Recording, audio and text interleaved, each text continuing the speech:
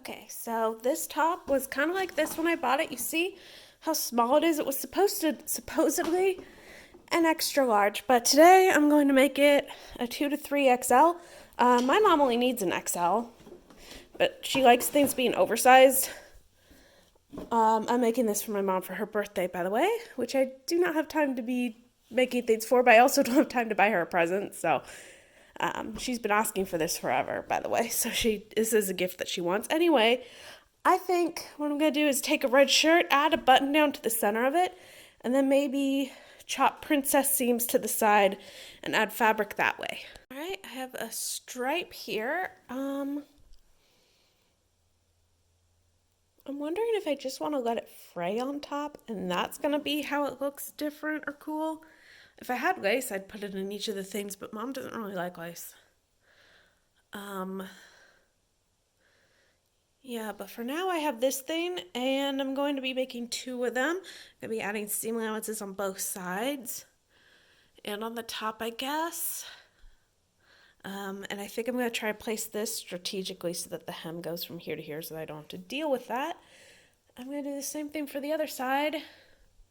And we'll have all our pieces on the front, and then I'll do the pieces on the back, and then we'll see if we have enough fabric to make this a little bit more decorative. Maybe I do just do like 2 top stitches over here, leave the fraying out, and call it a day, because I think the fraying does look really cool and add something really cool to it. And yeah, so we have these, and I did forget about the sleeve.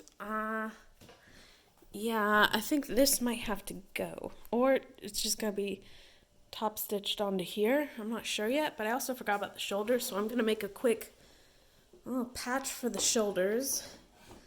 And then we move on to the back, where I think we almost match up. I'm just gonna make 2 little rectangles for the back, and I actually think I want to make a big long tube of red to go along the back, and have ties in there so that it can be cinched a little bit more.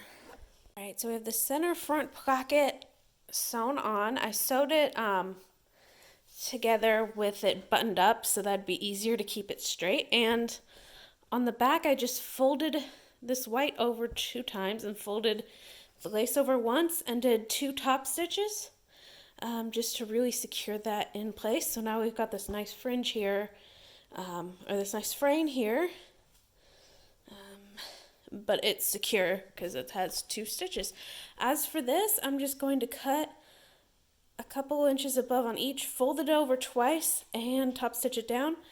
And then for the side seams, I'm not going to show it on camera because I am running out of time, but it's going to be a French seam, so it's going to be wrong sides together, so trim, right sides together. So yeah, and then I'll do the back the same way, and the shoulder seams, I'm planning to sew these big things to the back, and then the front, I want it to hang over, maybe even have a little bit of fringe, so I might top stitch that. And then the sleeves I'm going to do off camera too because I'm running out of time. But basically, when everything is all together, front and back, I'll be able to see how much of the sleeves from the red top, as opposed to the pattern top, I'll be able to take off and merge together. So this is going to be the last time you hear from me until I have this finished. Alright, so here's the finished piece. I hope you enjoyed. I know this wasn't that much of an in-depth tutorial, but I just really wanted to focus on getting this done. I know y'all haven't heard from me in a while. That's because I've been at markets, and I'm going to take a little break and then come back, but this is how it turned out. I left the top of the sleeve a little longer. I thought it was cool and different, and it was kind of inspired by the clothes she buys from Marketplace India. So this is the final look. And this is the video. Please subscribe and like. Bye.